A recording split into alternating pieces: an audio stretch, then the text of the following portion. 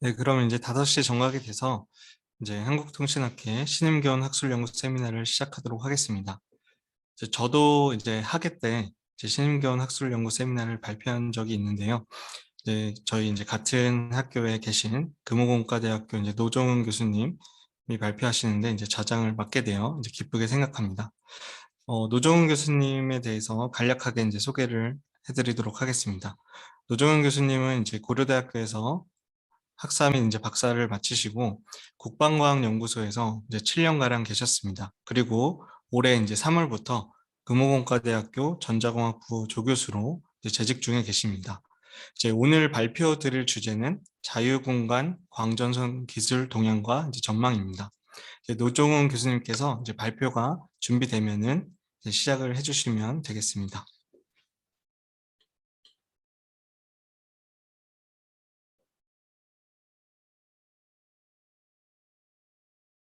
네, 천천히 준비해 주셔도 됩니다.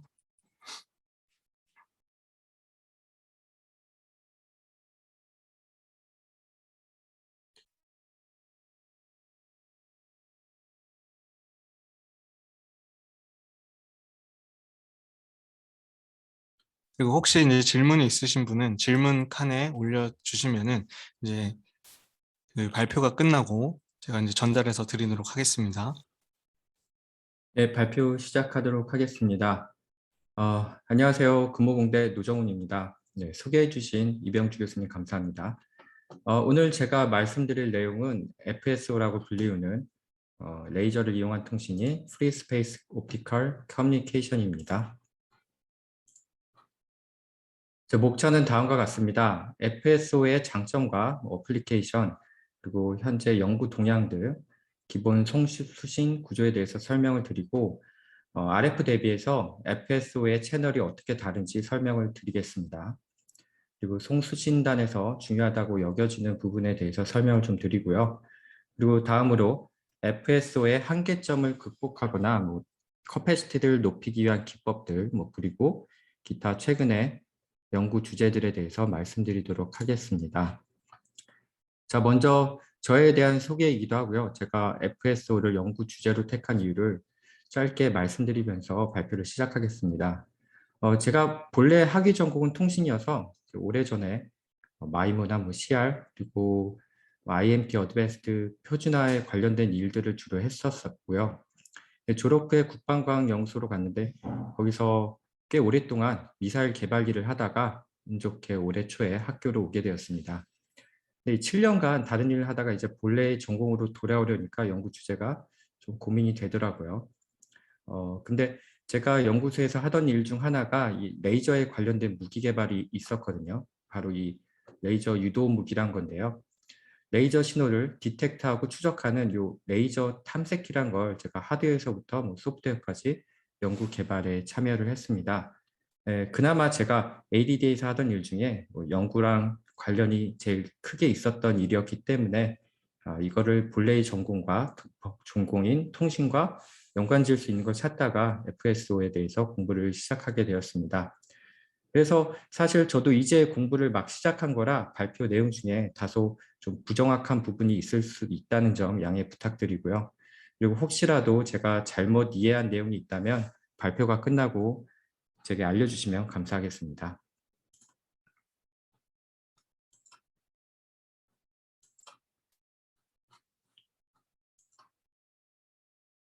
네, 잠시 지금 슬라이드가 넘어가지 않아서요. 잠시만.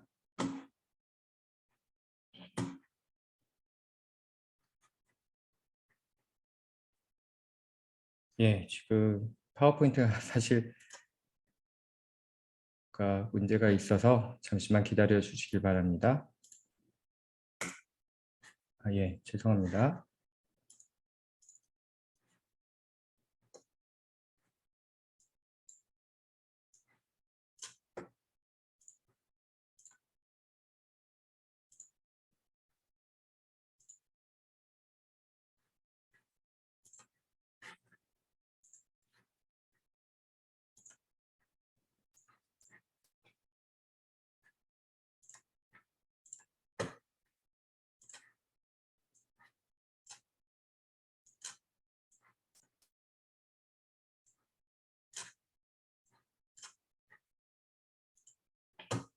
예, 진행상에 좀 죄송합니다. 자, 그럼 먼저 제가 먼저 왜 옵티컬 링크를 사용하려는 시도를 하는지, 어떠한 정점이 있는지부터 살펴보도록 하겠습니다. 먼저 FSO의 주된 사용 대역인 Near IR 대역에서는 밴드위스가 보시다시피 테라헤르츠, 100테라헤르츠를 넘습니다. 이 좁고 좁은 RF 통신에 비해서 대역폭이 거의 무한대라고 느껴질 정도의 넓은 대역폭을 가진 것이 첫 번째 장점이고요. 두 번째로는 빈폭을 매우 좁게 만들 수 있다는 점이 특징이자 강점입니다. 자, 그에 따라서 빔의 직진성이 굉장히 강하고 옆으로 새는 빛이 없기 때문에 보안성에도 굉장히 유리한 강점이 있고요. 그리고 당연히 라이센스 프리 스펙트럼이고 빔폭이 좁기 때문에 파워로스가 적고요. 그리고 장거리 통신에 유리하죠. 자, 여기 1000km는 사실 대기가 없는 우주에서의 환경이고요. 일반적으로 테레스트리얼 링크에서는 수 킬로미터 정도로 알려져 있습니다. 그리고 또한 RF 통신에 비해 트랜시버를 작고 또 싸게 만들 수 있고요. EMI 노이즈 또한 신경 쓸 필요가 없다는 점이 큰 장점입니다. 다음으로는 대표적인 FSO의 어플리케이션입니다. 가장 대표적으로는 위성 간 통신을 들 수가 있습니다. 나사에서는 오래전부터 달이나 화성의 탐사선과 연락을 하는 용도로 FSO를 사용을 했었고요. 지금은 굉장히 널리 알려져 있죠. 앨런 머스크의 스타링크 위성에서 위성 간 통신에 사용을 하고 있다고 합니다. 대한민국도 최근에 본격적으로 우주 개발에 힘을 쏟기 시작했죠. 그래서 이러한 흐름에 맞춰서 관련 산업계나 학계에서도 FSO에 대한 관심이 보다 높아질 것 같습니다. 그리고 FSO가 한 10년을 주기로 관심이 높아졌다가 시들했다가를 반복한다고 하더라고요. 최근에 다시 관심이 높아지는 게 위성의 어플리케이션도 있지만 6G에서의 어떤 백홀 링크로 이용을 검토하기도 한다고 합니다. 앞으로 점점 더 소규모의 기지국이 더 많은 소규모의 기지국이 깔려야 하고 여기에 다 대용량 백홀 링크가 연결되어야 하는데 이걸 전부 새로 연결하기가 파이버로 연결하기가 어렵다면 일부를 좀 더 플렉서블하고 저렴한 FSO의 사용을 검토하는 것 같습니다. 그리고 그뿐만 아니라 저개발 국가에서의 백홀 링크로도 사용을 시도를 하고 있습니다. 인구 밀도가 낮은 저개발 국가에서 수많은 기지국을 세우고 파이버 기반의 백홀 링크를 깔기가 어렵기 때문에 대체제로 FSO를 검토를 하고 있다고 합니다. 그 한 예로 구글의 모회사죠. 알파벳에서 최근에 아프리카의 콩고강을 가로질러서 한 5km 거리에서 한 700TB를 FSO로 전송을 했다고 해요. 그래서 이렇게 안 하면 이 강을 이렇게 뿌잉 둘러서 한 200km 정도의 파이버를 깔아야 한다고 하는데 이 FSO로 한 5km 정도의 통신을 시도를 해봤다고 합니다. 그래서 20일 동안 링크의 어베일러빌리티가 한 100%에 거의 가까웠다고 하니까요. 예. 사실 이 FSO가 안개에 굉장히 큰 영향을 받거든요. 근데 이 강 근처에서도 성능이 어느 정도 잘 나왔다고 하니까 이 5km 거리 정도에서는 어느 정도 대기의 영향도 극복을 한 것 같습니다. 그리고 뭐 군사적으로도 많이 쓰이고요. 그리고 UAV 어플리케이션에도 많이 쓰이고 최근에는 언더워터에서 물속에서도 레이저가 어떤 기존의 어쿠스틱 시그널보다 더 나은 성능을 보인다고 합니다. 자, 앞서 보셨다시피 이미 FSO는 그다지 새로운 기술은 아닙니다. 기본적으로 FSO에서는 어려운 통신 기법들을 사용 안 하고요. 그냥 인텐시티 모듈레이션이라고 해서 간단하게 그냥 시리얼 통신처럼 1010 이렇게 보내는 방법을 주로 사용하기 때문에 구현이 간단해요. 그래서 상용화된 제품들도 상당히 있고요. 그리고 연구에 있어서는 사실 이보다 더 성능을 높이려는 시도나 뭐 채널의 영향 등 여러 가지 제한 요소들을 극복하려는 시도들을 계속하고 있고요.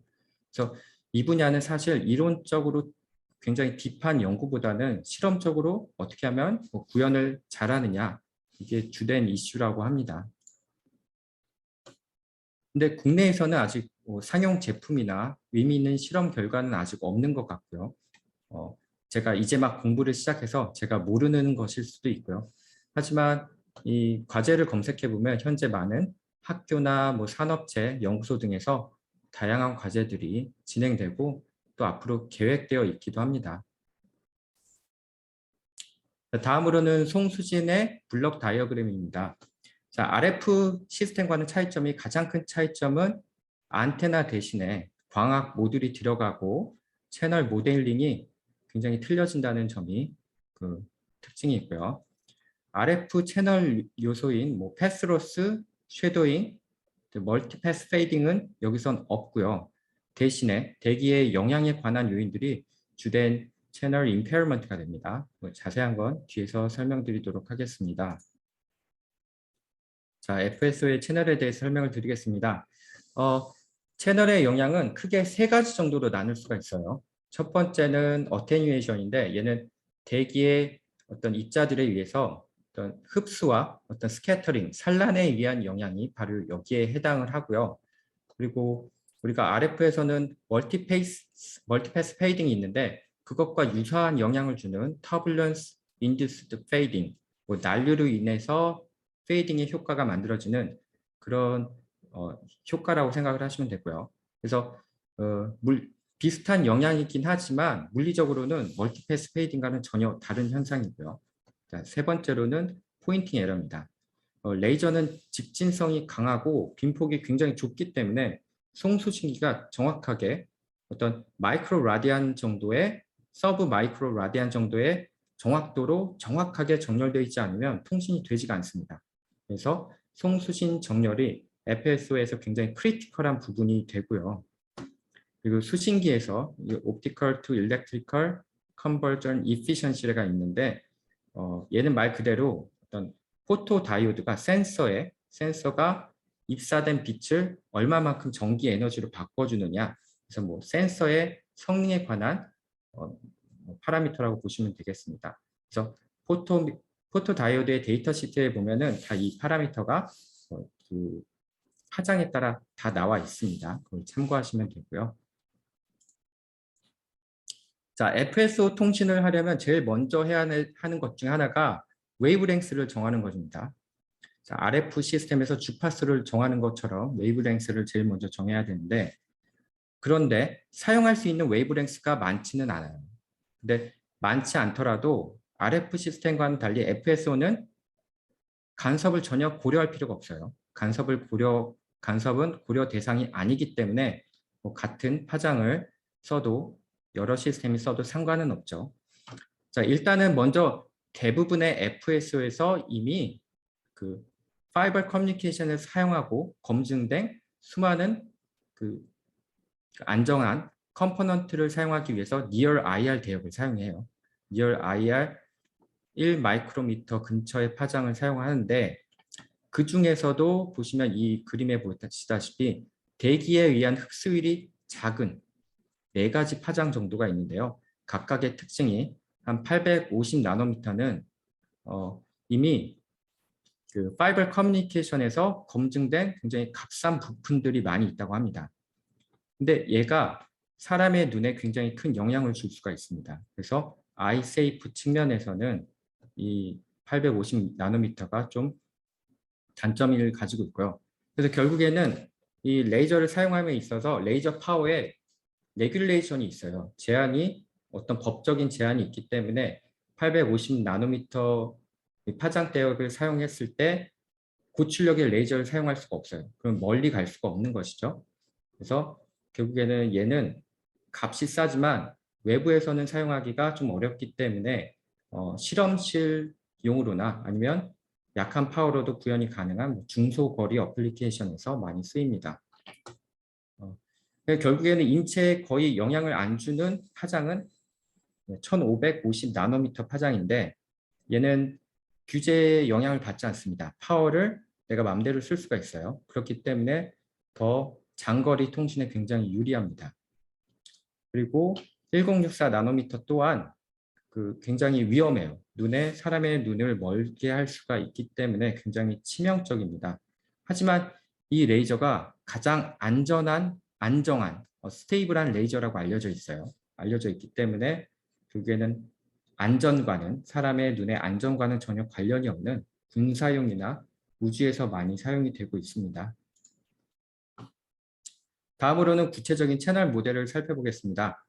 앞서 보여드린 바와 같이 채널은 크게 세 가지 부분으로 나뉘고요. 어테뉴에이션, 터뷸런스 페이딩, 그리고 포인팅 에러, 각각의 영향성을 구체적으로 한번 살펴보겠습니다.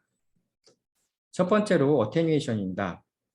자, 어테뉴에이션은 대기에 의한 흡수와 산란에 의해 나타나는데, 이제 대기에 의한 흡수는 이미 요 파장을 선택할 때, 웨이브랭스를 선택할 때 대기의 흡수가 적은 파장대를 선택을 했기 때문에 업솔전은 그냥 무시할 수가 있습니다.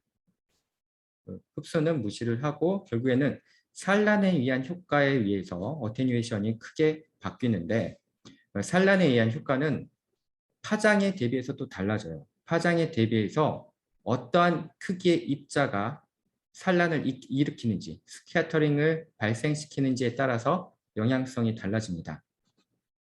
결론만 말씀드리면 파장에 비해서, 그 웨이브랭스에 비해서 매우 작거나, 크기가 매우 작거나, 비나 눈과 같이 입자가 굉장히 큰 입자에 의한 스캐터링의 영향은 거의 네글리저블 하고요. 가장 큰 영향을 주는 레이저 스캐터링은 레이저의 파장과 비슷한 크기의 입자인 안개, 포그나 헤이즈로 인해 발생하는 미아 스캐터링입니다. 그래서 이 수식을 보시면 결국 이 베타가 이 앞에 이 어테뉴에이션의 익스포넨셜의 지수로 들어가요. 지수로 들어가는데 이 베타는 비저빌리티 레인지, 우리말로는 이 가시거리인 V의 함수가 됩니다. 결국에는 안개나 미세먼지 등으로 이 가시거리가 짧아지면 이 베타가 커지게 되고 어테뉴에이션이 결국 커지게 되는 거죠. 그래서 이 안개에 의한 효과가 사실 이 안개에 의한 효과로 이 채널 영향이 가장 큰 것으로 알려져 있어요. 그래서 안개나 뭐 가시거리가 잘 짧을 때는 이 FSO의 성능이 크게 나아지지 않는다고 합니다. 자, 그러면 날씨가 좋으면 레이저가 아무 방해 없이 수신단에 전달이 되어야 될 것 같죠. 근데 또 하나의 대기에 의한 방해 요소가 있습니다. 바로 이 터뷸런스인데요. 우리가 난류라고도 하죠. 우리가 비행기를 탔을 때 터뷸런스로 인해 중간중간 비행기가 심하게 흔들리잖아요.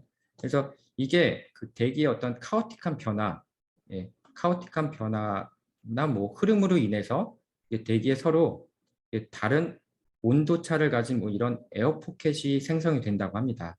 그래서 이 서로 다른 에어 포켓들이 서로 리프렉션 인덱스가 다르게 가지게 돼서 나타나는 현상이 이 터뷸런스라고 해요. 정확한 원리는 저도 자세히는 잘 모르겠고요. 결국에는 그림을 보시면 이 각 레이들이 이 서로 리프렉션 인덱스가 다른 이 에어 포켓들을 통과하면서 리프렉션, 즉 굴절이 돼서 방향이 조금씩 틀어져요. 근데 이 에어 포켓이 크면 전체 그러니까 각각 레이들이 비슷한 굴절을 겪기 때문에 전체 빔 방향이 틀어져서 수신단에서 빔이 여기저기 왔다 갔다, 말 그대로 이제 원더링 현상이 일어나게 됩니다. 그래서 이를 빔 원더라고 하고요. 그리고 에어 포켓이 작으면 이 각 레이들이 통과하는 에어 포켓이 모두 다 다르겠죠. 다 달라서 서로 다른 굴절류를 겪게 되고 결국에 최종 수신단에서는 각 레이들의 패스가 다르기 때문에 위상이 다 틀어져 버려요. 결국에는 수신기의 어퍼처에 빛의 세기가 원래는 이렇게 가우시안 분포를 띄어야 하는데 가우시안 분포가 아닌 부분 어떤 부분은 세기가 크고 밝고 어떤 부분은 어둡고 세기가 작은 얼룩진 듯한 형태로 나타나게 됩니다. 그래서 이 수신단에서 전체 파워를 보면 RF 시스템의 이 패스트 페이딩과 유사하기 때문에 이 영향을 터뷸런스 인듀스드 페이딩이라고 부릅니다. 자, 이 터뷸런스로 인한 페이딩을 수식으로 모델링을 할 수가 있는데 터뷸런스가 약할 때는 로그 노멀 랜덤 베리어블로 그리고 강할 때는 감마 감마 랜덤 베리어블로 모델링을 일반적으로 하고요. 그리고 터뷸런스의 세기는 요 라이트 오브 베리언스로 나타낼 수가 있는데 자세한 수식의 설명을 생략하도록 하겠습니다. 다음으로는 포인팅 에러입니다. 결국에 레이저 빔폭이 좁아서 강한 파워를 전달할 수 있는 장점은 있는데 이제 수신기가 송수신기가 정확하게 정렬이 되어야 된다는 전제가 있죠. 이따가 설명을 하겠지만 이 정렬을 위해서 긴발이나 램스 거울 등으로 빔의 방향을 미세하게 조정을 해요. 그래서 정확하게 정렬이 되도록 하는데 하지만 이게 기계적으로 정확하게 정렬을 했다 하더라도 이 송수신기가 이제 미세한 진동이나 어떤 송수신단이 설치된 건물이 바람에 미세하게 흔들린다거나 그런 영향 때문에 이 빔이 결국에 항상 일정하고 정확하게 수신기의 렌즈에 맞춰질 수가 없습니다. 포인팅 에러의 영향성을 분석하기 위해서 수신기에서 빔의 중심이 렌즈의 중심에서 R만큼 떨어졌을 때 파워를 계산해 보면 이렇게 R에 대한 가우시안 형태로 나타나게 되고요. 그래서 얘는 어떤 이 R에 대한 디터미니스틱한 어떤 함수로 나타내어지는데 사실 이 R이 결국에 랜덤하게 변하기 때문에 포인팅 에러 역시 이러한 스태티스컬한 페이딩으로 간주를 할 수가 있습니다. 일반적으로는 이 R을 레일레이나 라이시안 랜덤 베리어블로 모델링을 합니다. 자, FSO의 채널을 RF 시스템과 비교를 한번 해보면 먼저 RF 시스템에서는 패스로스가 있는데 FSO 시스템에서는 이 패스로스에 대응하는 게 빔의 다이버전스로 인해서 로스가 발생하는 로스. 여기에 다이버전스가 커지면 그만큼 파워가 나눠지는 거니까 거기에 대응된 지오메트릭한 로스가 대응된다고 할 수가 있을 것 같고요. 그리고 RF 시스템에서는 FSO 채널에서는 결국 멀티패스 페이딩이나 랜덤 쉐도잉은 없죠. 하지만 터뷸런스로 인한 페이딩과 어떤 포인팅 에러가 있고요. 그리고 대기에 의한 손실은 양상이 좀 달라요. 두 개 둘 다 스캐터링의 영향을 받기는 하는데 이 RF 시스템은 눈이나 비에 의한 스캐터링 영향이 큰 반면에 FSO 시스템은 눈이나 비보다는 안개 등의 레이저 파장과 비슷한 크기의 입자에 의한 스캐터링에 큰 영향을 받습니다. 자, 송수신단의 주요 기술들에 대해서 설명을 드리겠습니다. 자, 모듈레이션, 디모듈레이션으로는 이 코헤런트 시스템과 난 코헤런트 시스템이라고 있는데 이 코헤런트 시스템은 일반적인 RF 시스템에서 우리가 서로 직교하는 위상으로 모듈레이션하는 QPSK, QAM과 같은 방식을 이야기하는 거고요. 난 코헤런트 방식은 그냥 1, 0을 그냥 에너지 세기로 모듈레이션하는 간단한 방법입니다. 근데 대부분의 어떤 상용화된 FS 시스템을 보면 일반적인 RF 시스템과는 달리 이러한 난 코헤런트 방식인 인텐시티 모듈레이션, 다이렉트 디텍션 방법을 주로 사용을 합니다. 여러 가지 이유가 있겠지만 제가 생각하기에는 이게 간단하면서도 파워 이피션트한 점이 가장 큰 이유인 것 같아요. 이 그림에서 보시면 1을 보낼 때만 파워를 쓰기 때문에 당연히 파워를 적게 쓰고요. 데이터 레이트를 높이고 싶다. 그때는 이 심볼 듀레이션을 짧게 줄이면 되죠. 근데 심볼 듀레이션이 짧아지면 당연히 주파수 스펙트럼이 넓어져서 스펙트럴 이피션시는 당연히 안 좋아집니다. 근데 레이저 통신은 주파수 여유는 넘쳐나잖아요. 그렇죠? 그렇기 때문에 그리고 또 대신 FSO의 대표적인 어플리케이션들이 보면은 또 위성이나 이런 어플리케이션들이 파워를 최대한 아껴 써야 되는 어플리케이션이에요. 그래서 파워 이피션트한 측면이 더 부각되기 때문에 더 강조되기 때문에 난 코헤런트 방식이 유리할 수밖에 없습니다. 자, 코헤런트 방식은 좀 전에 말씀드린 대로 우리가 RF 통신에서 하는 QPSK, QAM으로 모듈레이션해서 캐리어 프리퀀시를 곱해서 보내는 방식입니다. 근데 여기서 또 레이저는 마이너스 신호는 보낼 수가 없거든요. 그래서 마지막에 어느 정도의 DC 성분의 파워를 넣어서 보낼 수밖에 없습니다. 그러니까 당연히 항상 DC의 파워가 존재하니까 항상 파워를 써야 하니까 파워 이피션시 측면에서는 안 좋게 될 수밖에 없고요. 그리고 뭐 수신단에서 오실레이터가 원래 그 캐리어 프리퀀시와 완전히 일치하는 오실레이터를 쓰는지 여부에 따라서 뭐 호모다인 디텍션, 헤테로다인 디텍션으로 나뉩니다. 자, 이제 수신기에서 또 가장 중요한 부분 중에 하나가 이 앰플리파이어인데요. 그 포토 다이오드와 같은 이 센서 출력이 전류일 때는 센서 출력을 이제 증폭하면서도 전압으로 바꿔줘야 돼요. 그래서 이러한 트랜스 임피던스 증폭기란 걸 사용을 합니다. 수신기에서 어찌 보면 가장 중요한 부분이고요. SNR이나 노이즈 다 여기서 결정 나거든요. 그래서 두 가지 종류가 있는데 피드백 특성에 따라서 얘는 뭐 resistive feedback, 얘는 capacitive feedback, transmittance amplifier로 나누고요. 이 resistive feedback을 보시면 굉장히 간단해요. 간단하기 때문에 가장 널리 쓰이고요. 원리는 간단합니다. 전류가 센서로부터 출력이 되면 이 아이디어랑 OP앰프라고 가정을 하면 전류가 이렇게 이 피드백 저항을 통해서 흐를 수밖에 없죠. 결국에는 출력 전압은 입력 전류 곱하기 이 피드백 저항 값이기 때문에 저항이 이 저항이 바로 개인이 되고요. 이 커패시티 피드백 TI에서는 이렇게 얘가 적분기, 얘가 미분기거든요. 이 적분기, 미분기 두 단으로 만들면 이 피드백 저항이 없어요. 피드백 저항이 없기 때문에 피드백 저항에서 생기는 썰말 노이즈를 완전히 무시할 수가 있습니다. 아예 없는 건 아니지만 그 썰말 노이즈를 아예 무시할 수가 있는 장점이 있고요.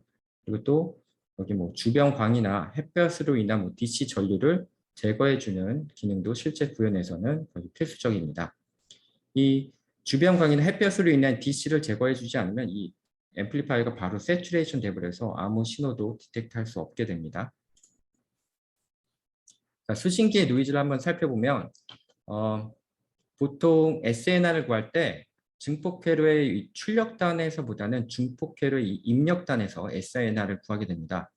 결국엔 증폭계 출력 노이즈를 이 센서 출력과 증폭회로 사이에 바라본 이 커런트 노이즈로 변환을 해서 SNR 계산을 하는데 그래서 뭐 input referred noise라고 하고요.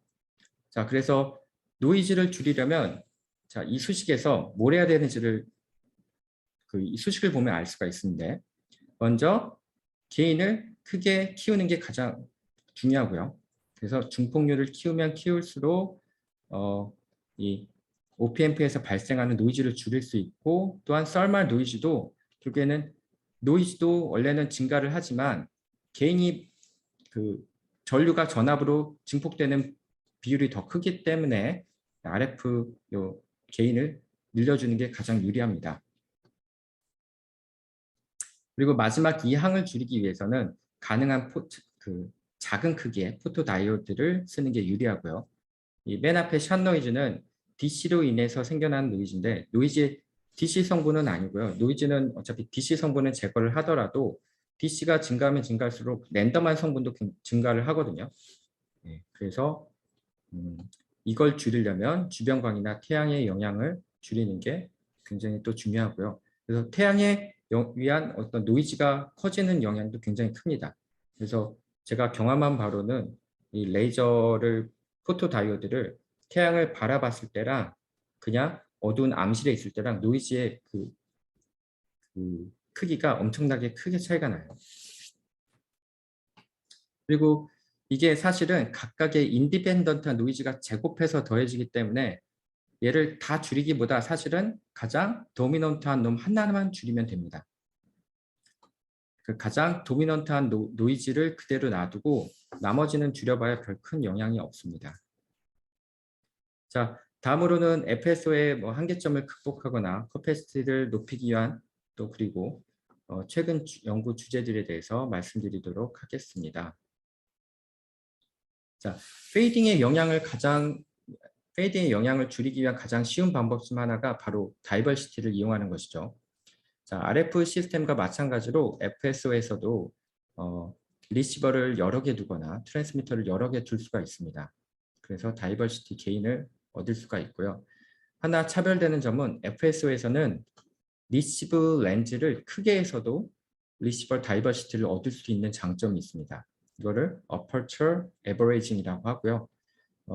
리시버를 여러 개 사용했을 때와 비교해서 이제 리시버를 여러 개 사용했을 때와 같은 면적의 큰 렌즈를 사용했을 때의 그 성능을 비교해 보면 당연히 이제 멀티플한 리시버가 더 성능이 낮긴 한데 그 성능의 임프루브먼트가 1dB밖에 안 된대요. 같은 면적으로 비교를 했을 때. 근데 리시버를 하나만 만들면, 렌즈를 크게 해서 하나만 만들면 구현의 측면에서는 굉장히 더 유리한 측면이 있는 거죠. 근데 또 제한적인 요소가 있습니다. 리시버가 커지면, 리시버의 렌즈가 커지면 포토다이오드도 커질 수밖에 없거든요.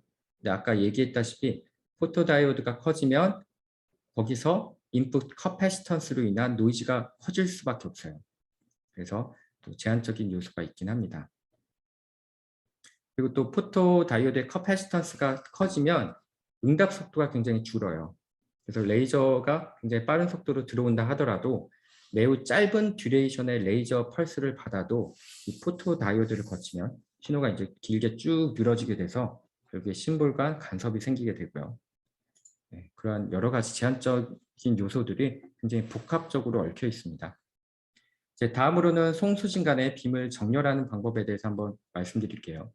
이 절차를 포인팅, 어퀴지션, 트래킹이라고 해서 PAT 절차, 알고리즘 이렇게 부르기도 합니다.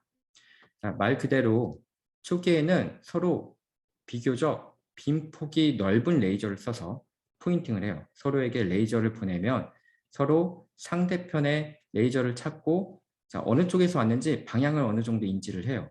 그러면서 빔폭을 점점 좁혀 나가면서 이제 정밀하게 정렬을 하고요. 이게 한 2분 정도 걸린다고 합니다. 그리고 한번 정렬이 되면은 이 빔을 그냥 그 방향을 계속 트래킹하는 단계로 가고 통신하는 모드로 전환을 하게 됩니다.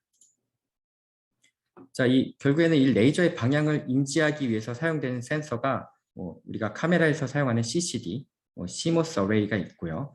그리고 4분할 검출기라는 포토다이오드를 쓰는 게 사실 가장 정확하고 응답이 빠릅니다. 그래서 가장 널리 쓰이기도 하고요. 그리고 이제 상대편의 레이저 방향을 인지했으면 이제 내 통신단이나 수신단의 방향을 조정해야 되잖아요. 그래서 방향을 조정하기 위해서 먼저 방향을 크게 돌리기 위해서는 이 기계적인 긴발을 사용할 수밖에 없고요.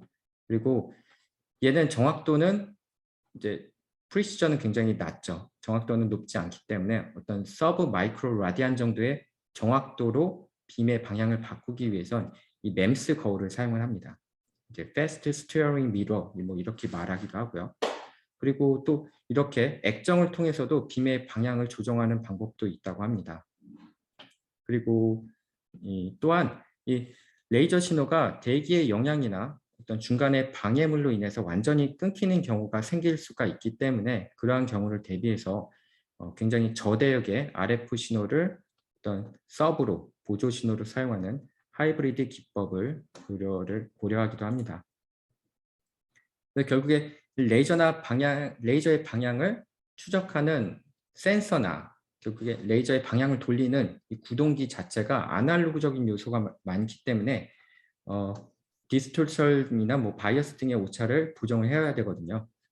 이 오차가 레이저의 색이나 이 방향에 따라서 굉장히 달라져요. 그래서 그거를 전체적으로 일관된 보정을 하기가 굉장히 또 복잡합니다. 실제 구현에 있어서는 이러한 오차를 보정하는 일 또한 굉장히 중요한 일입니다. 자, 그리고 다음으로는 멀티플렉싱 기법에 대해서 살펴보도록 하겠습니다. 자, 가장 쉬운 방법으로는 웨이브랭스 멀티플렉싱입니다. 이미 파이버 커뮤니케이션에서 많이 사용하는 기술이기도 하고요. 그리고 결국에 이 서로 다른 웨이브랭스가 서로 간섭을 일으키지도 않고 서로 오소고날하기 때문에 그림에서 보듯이 프리즘으로 무지개 빛을 분리해내는 것처럼 서로 다른 웨이브랭스의 정보를 신어서 보내기도 하고 얘를 이렇게 나누기도 하고 디멀티플렉싱을 이제 프리즘처럼 하기도 하고요. 이런 방법을 통해서 멀티플렉싱을 할 수가 있고요.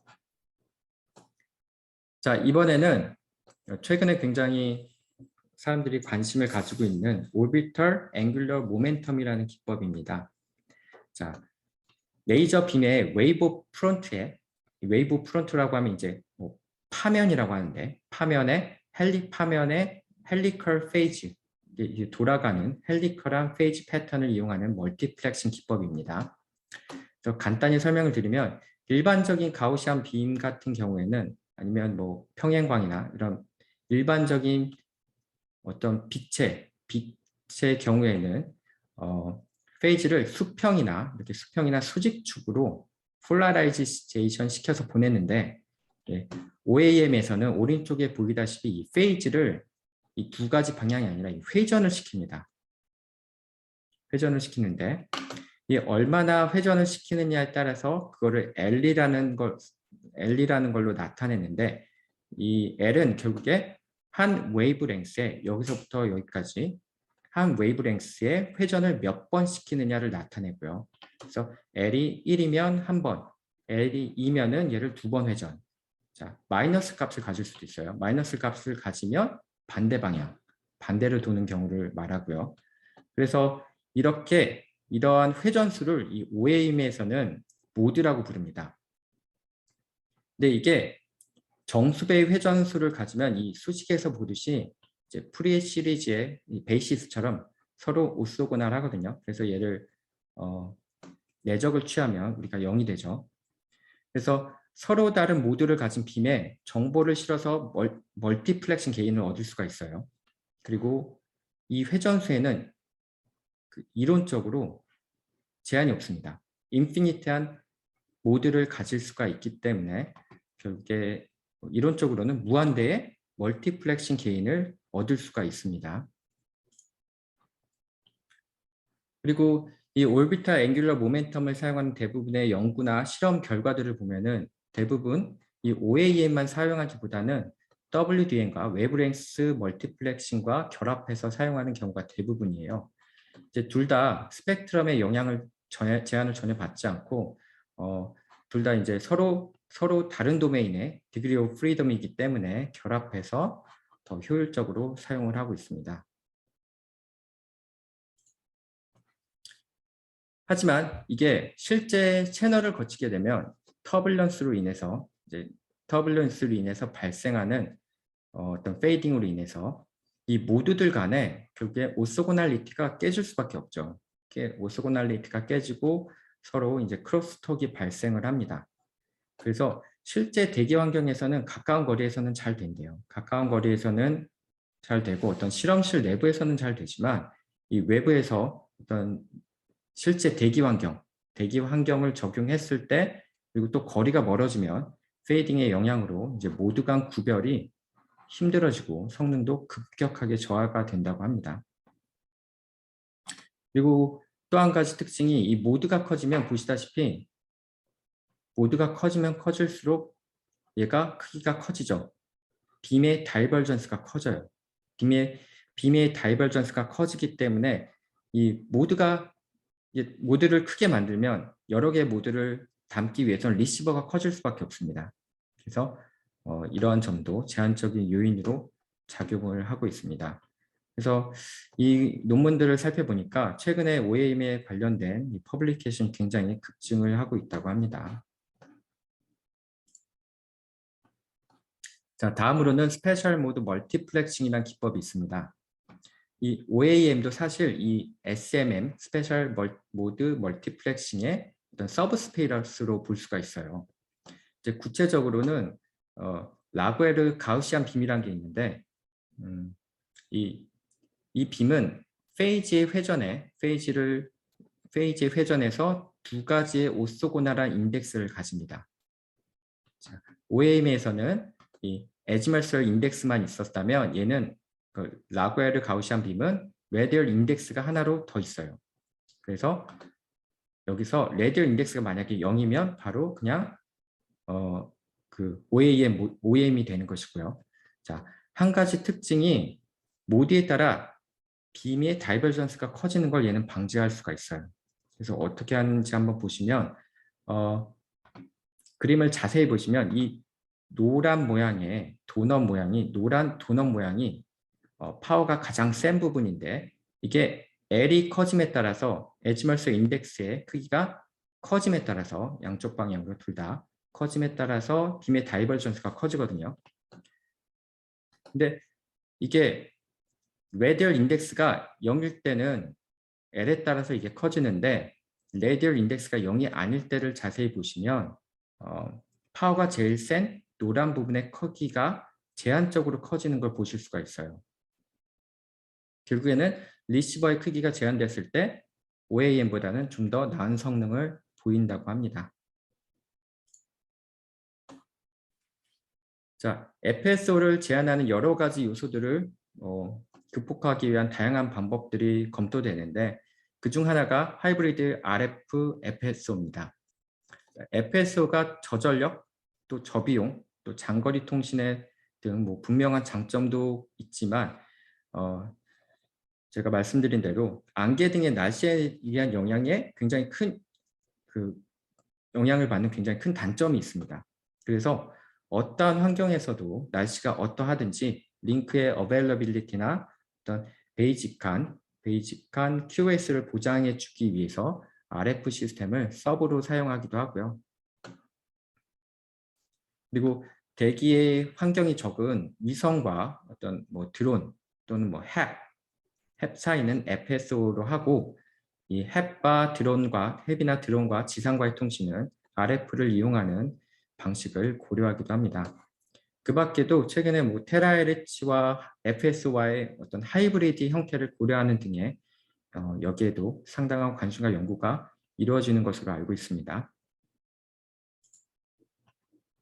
그리고 FSO에서 또 단점이 LOS가 반드시 존재해야 되는 제약이 있어요. 그 사이에 방해물이 있으면 통신을 전혀 할 수가 없는 것이죠. 그래서 이를 극복하기 위해서 뭐 릴레이를 쓸 수도 있죠. 근데 릴레이는 트랜시버를 추가적으로 만들어야 되기 때문에 뭐 비용도 많이 들고 간단한 솔루션은 아니겠죠. 그래서 옵티컬 IRS가 최근에 제안되기도 했습니다. RF에서의 IRS와 동일한 개념이에요. 기본적으로는 LOS에 방해물이 있을 때 다른 경로로 레이저를 거울처럼 반사시켜서 목적지에 도달하게 하죠. 그래서 IRS를 만드는 방법은 뭐 간단하게나 이게 빛이기 때문에 거울을 바로 사용을 할 수도 있고요. 그래서 일반적인 노멀한 거울을 사용하기도 하고 어떤 MEMS 거울을 사용하기도 합니다. 그리고 메타 서피스라는 걸 이용을 할 수도 있어요. 메타 서피스를 이용하면 빔의 페이지를 결국에는 돌릴 수가 있기 때문에 각각의 입사되는 그 웨이의 빔의 페이지를 바꿔서 조정해서 결국에는 리프렉션 방향을 입사각과 다른 방향으로 레이저가 나가도록 바꿀 수가 어노멜러스 리플렉션을 할 수가 있는 거죠. 또 이 빔의 페이지를 바꿀 수가 있기 때문에 결국에 입사된 빔에 대해서 페이지를 조금 잘 바꾸면 빔을 포커싱하거나 결국엔 수신단에서 포커스된 형태의 빔을 만들거나 어떤 평행하게 빔이 진행하도록 만들어서 빔의 다이버전스를 조정할 수도 있습니다. 또한 뭐 빔을 스플릿해서 어떤 멀티플한 리시버에 전달한다는 그런 개념도 제한되고 있습니다. 개인적으로 뭐 저는 이 부분을 좀 연구하고 있고요. 이 메타 서피스를 구현하는 것 자체가 또 아직은 뭐 프루프 오브 컨셉 단계에 있고 또한 알고리즘적으로도 아직 오픈 프로블럼이 많은 것 같아서 저는 이 관련된 연구를 좀 보고 있고요. 구체적으로는 빔을 포커싱할 때 페이지 시프트 에러, 포인팅 에러 등에 대해서 어느 정도 결과가 나와서 논문을 좀 준비를 하고 있습니다. 그래서 혹시 이 FSO에 좀 관심이 있으신 분들은 이 분야에 이쪽에 아직 오픈 프로블럼이 많기 때문에 이 분야를 좀 관심 있게 보시라 추천을 드리고 싶습니다. 자, 마지막으로 모든 분야가 그렇듯이 FSO에서도 AI를 적용하려는 시도가 많이 있습니다. 당연히 뭐 채널 에스티메이션이나 뭐 디모듈레이션 등에 관한 연구도 많이 있고요. 그런데 특별히 FSO에서는 특별히 이 OAM의 빔 모드를 구분하는 데 이미지 관련 결과들을 딥러닝 결과들을 적용하려는 시도가 많더라고요. 자, 아까 그림에서도 보셨겠지만 OAM에서 각 빔의 모드에 따라서 리시브된 빔세기의 이미지, 그 이미지가 다 다르거든요. 그래서 결국엔 누구나 다 비슷한 생각을 하고 제각기 여러 가지 이미지 기반 딥러닝 기법들을 적용을 했습니다. 근데 제가 논문을 자세히 보지는 못했는데 성능이 그렇게 기가 막히게 좋아지는 것 같지는 않습니다. 논문을 이 사진만을 보면은 이게 이제 스페시픽한 포인트에서는 좀 좋아진 것처럼 보이지만 전체적인 부분에서는 그렇게 썩 품질이 좋아 보이지 않아서 아직까지 할 만한 일들이 많이 있는 것 같습니다. 네, 여하튼 최근에는 이러한 시도들이 굉장히 많이 적용되고 있습니다. 네, 뭐 결론은 따로 없고요. 제 발표는 여기까지입니다. 네, 들어주셔서 네. 감사합니다. 네. 장시간 이제 발표해 주셔서 감사드립니다. 혹시 노정훈 교수님 그 Q&A 창 혹시 보이시나요? 잠시만요. 예.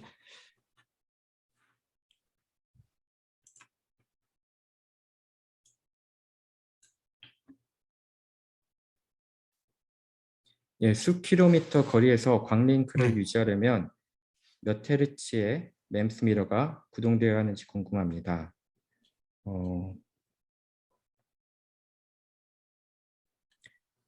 예, 사실 이 부분은 제가 아직 구체적으로 공부를 안 했기 때문에 제가 정확한 정량적인 수치는 잘 모르겠습니다. 정량적인 수치는 잘 모르겠고 터뷸런스가 발생하는 정도가 터뷸런스 수준이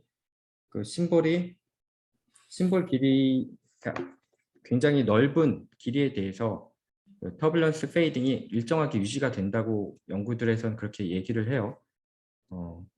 그렇기 때문에 굉장히 빠른 속도는 아닐 것 같아요.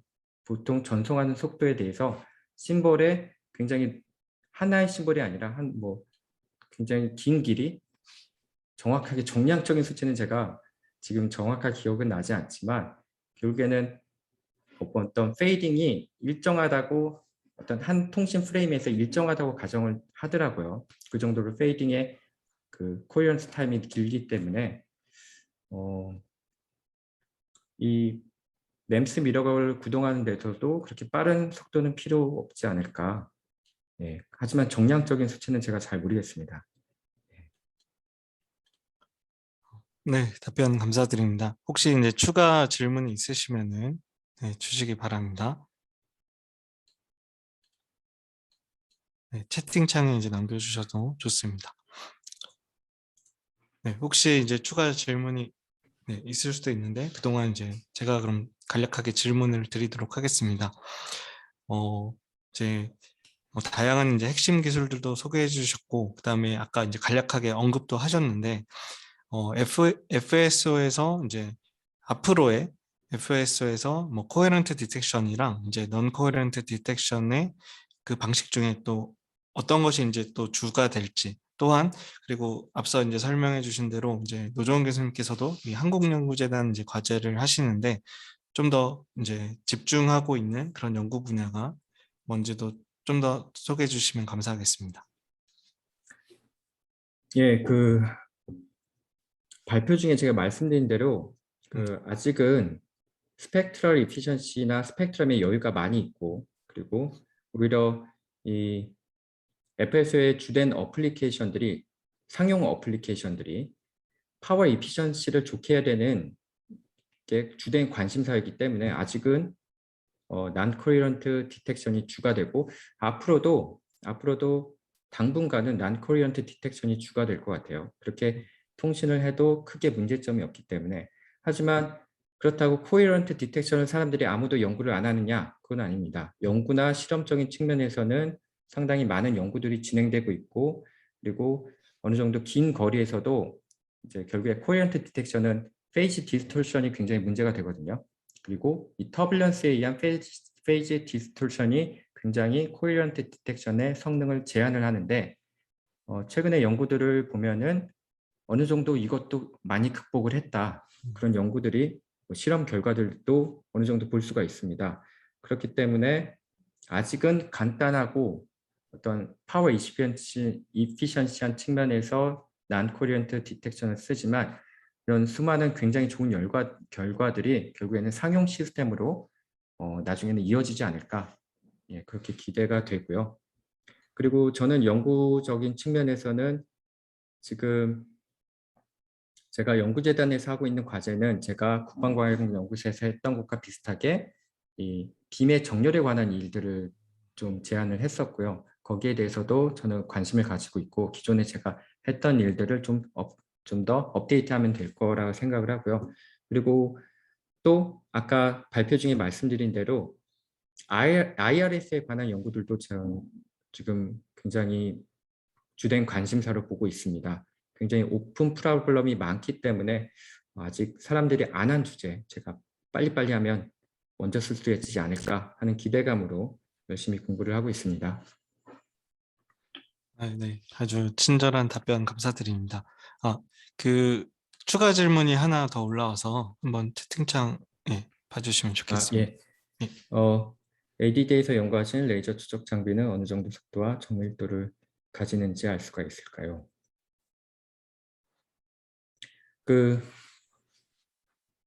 제가 했던 연구는 이게 정밀도나 정확성보다는 어떻게 보면 미사일이다 보니까 어떤 가격적인 측면이나 어떤 트레이드오프 관계에 있는 그런 요소들을 많이 고려하는 게 우선이었기 때문에 사실 정밀도는 크게 고려를 많이 안 했습니다. 그리고 얘가 이게 항상 일정한 타겟을 디텍트하는 게 아니라 이게 움직이면서 고정되지 않는 움직이는 물체를 디텍트해서 따라가는 어떤 미사일이었기 때문에 무기였기 때문에 좀 정확도는 그렇게 크지 않았던 것 같고요. 예. 그리고 이게 제가 얘기하기에는 좀 어려운 측면이 있습니다. 보안성에 관련돼 있어서 지금 외부에서 나와서 제가 했던 연구들에 대해서 어떤 정량적인 수치들을 제공하기에는 좀 저도 조심스러운 측면이 있어서 죄송하다는 말씀밖에 드릴 게 없을 것 같은데요. 예. 네, 알겠습니다. 이제 긴 시간 이제 발표해 주시고 또 답변도 성실하게 해주셔서 감사드립니다. 이제 혹시 이제 추가 질문이 없으시면은 이상으로 이제 신임교원 학술 세미나를 이제 마치고자 합니다. 이제 앞으로도 더 재밌는 연구 이제 많이 진행하실 거라고 생각하고 이제 참석자로 이제 여러분들이 이제 참석해 주셔서 감사드립니다. 네, 그러면은 이상으로 신임교원 학술 세미나를 마치도록 하겠습니다. 모두 감사드립니다. 감사합니다.